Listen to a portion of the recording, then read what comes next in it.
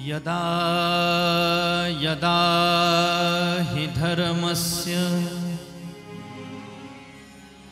ग्लानिर्भवति भारत अभ्युत्थानमधर्मस्य तदात्मानं सृजाम्यहम्।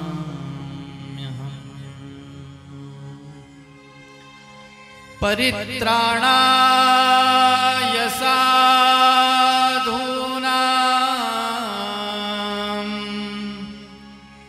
विनाशाय च दुष्कृतां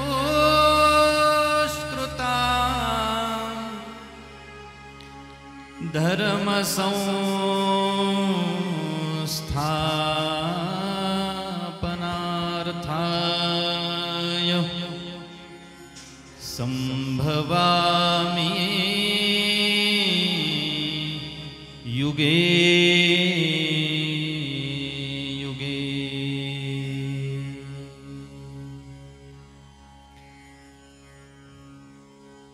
प्रत्येक युगामध्ये मी अनंत अवतार धारण करतो।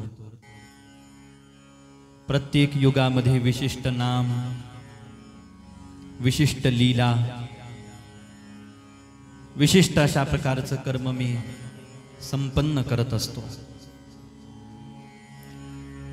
हा अवतार घेऊन मी काय करतो? परित्राणाय साधूनां विनाशाय च दुष्कृतां। ज्या पाप्यांचा भार या भूमीला असहन होतो आहे, अधर्म ज्या वेळेला या मृत्यूलोकामध्ये बोकाळतो,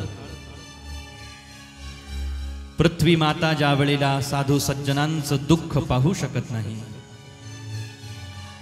वृक्षलता वेली ज्या वेळेला अधर्मी माणसांच्या, पापी व्यक्तींच्या या भूतलावरती जन्म घेण्याचा परिणाम ही सारी समस्त सृष्टी दुःखाचा अनुभव ज्या वेळेला घ्यायला लागते, त्यावेळेला या भूमीचा कण आणि कण, या भूमीचं पालन करणाऱ्या अनंत ब्रह्मांड नायक परमात्म्याचा धावा केल्याशिवाय राहत नाही। ज्यामध्ये या सृष्टीचं संचालन करण्याचं उत्तरदायित्व ज्या देवतांकडे असतं, त्या देवता सज्जन स्वभावाचे मनुष्य, साधू स्वभावाचे असणारे साधू पुरुष, सत्पुरुष आकांताने त्या परब्रह्म परमात्म्याला पृथ्वीवरती अवतार धारण करण्यासाठी त्याचा धावा करतात, त्याची विनंती करतात, त्याची करुणा भागतात। ज्याच्या केवळ संकल्प मात्राने या दुष्टांचा विनाश काही क्षणामध्ये जो करू शकतो, असा परब्रह्म परमात्मा गोलोकामध्ये असेल, साकेत लोकामध्ये असेल अथवा वैकुंठ लोकामध्ये असेल, बसल्या जागेवरती अशा अधार्मिक प्रवृत्तीच्या लोकांचा, दुष्ट प्रवृत्तीच्या लोकांचा आपल्या केवळ संकल्प मात्राने नाश करू शकत असला तरी सुद्धा भगवंत म्हणतात, संभवामी युगे युगे। परंतु भगवंत हे प्रगट कारण सांगत असताना भगवंताच्या या प्रगट कारणाच्या पाठीमाग जी सौहार्द भावना आहे, ती भावना आहे प्रेमी भक्तांसाठी या मृत्यूलोकामध्ये मला अवतार घ्यायचा आहे। कारण या मृत्यूलोकामध्ये फक्त कंस नाही, या मृत्यूलोकामध्ये केवळ शिशुपाल, केवळ दंतवक्त्रांसारख्या असुर नाही, केवळ पूतनेसारख्या राक्षसिणी नाही, तर या मृत्यूलोकामध्ये आहेत जीवापाड माझ्यावरती आणि माझ्या नामावरती प्रेम करणारे साधू। आपला प्राण जाण्याची वेळ आली तरी सुद्धा सद्धर्माच्या वाटेवरून वाटचाल करणं ज्यांनी कधी आपल्या जीवनामध्ये सोडलं नाही, असे सज्जन, सत्पुरुष, महात्मे, साधक या मृत्यूलोकामध्ये असतात।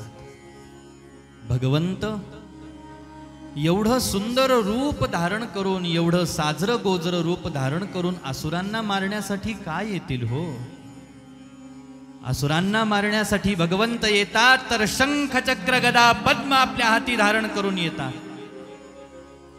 पण भक्तांसाठी हा परमात्मा 2 हात धारण करून प्रगट झाला.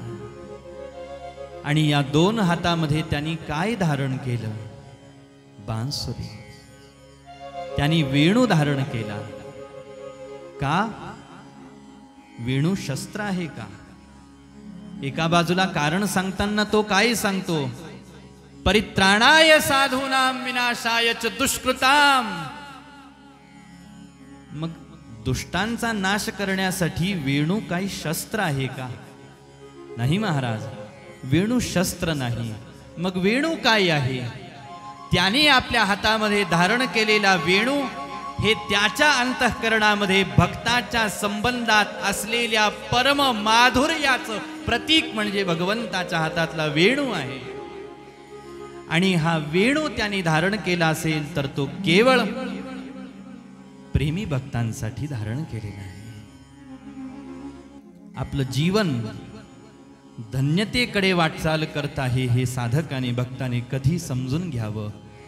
ज्या वेळेला त्याला स्पर्श करून येणारा गोकुळाचा वृंदावनाचा वारा ज्या वेळेला आपल्याला मंद सुगंधित वारा जाणवायला लागतो ना, त्यावेळेला आपलं जीवन, त्यावेळेला आपला परमार्थ पथ हा पूर्णत्वाच्या दिशेनं वाटचाल करतो आहे हे साधक भक्ताने समजून घेतलं पाहिजे.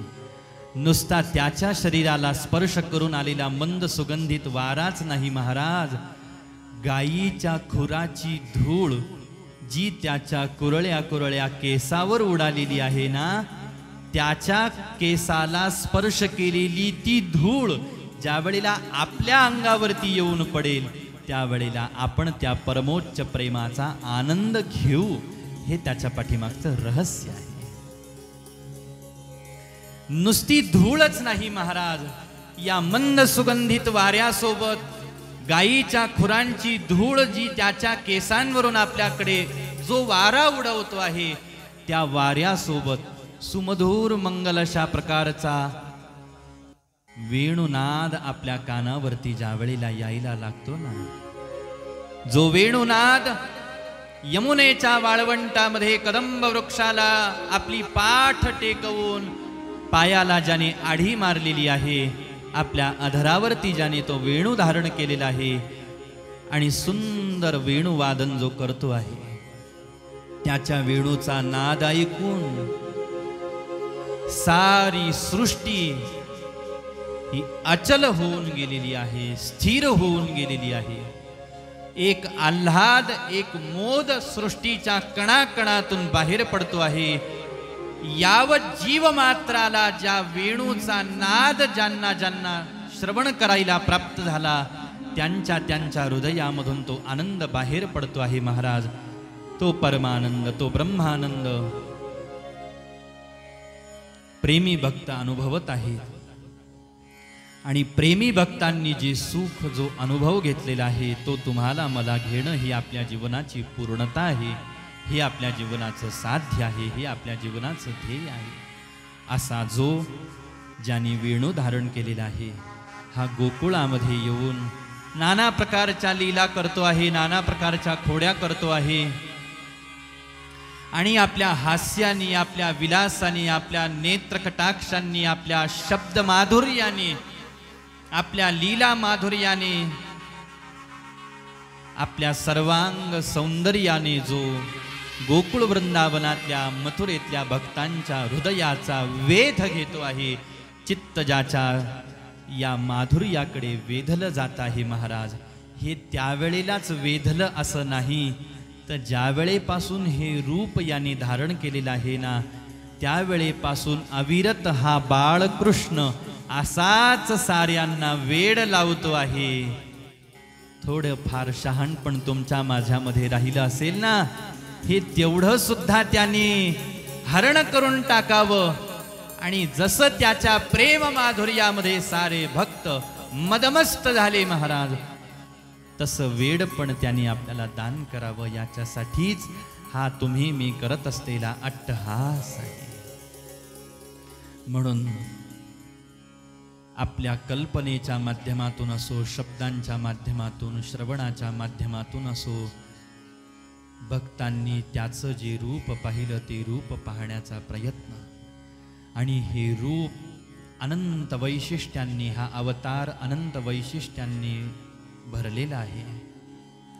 म्हणून या मृत्यूलोकामध्ये नुसते असुर राहतात असं नाही, तर या मृत्यूलोकामध्ये वसुदेवही होते, या मृत्यूलोकामध्ये देवकी आई साहेबही होत्या, यशोदाई साहेब होत्या, नंद बाबा होते, हजारो गोपिका, हजारो गोपाळ होते, ज्यामध्ये परांबिका भगवती भगवंताच्याही हृदयाला जी परम आल्हाद दान करते अशी भगवती श्री राधाराणी सुद्धा भगवंताची वाट या मृत्यूलोकामध्ये पाहत होती.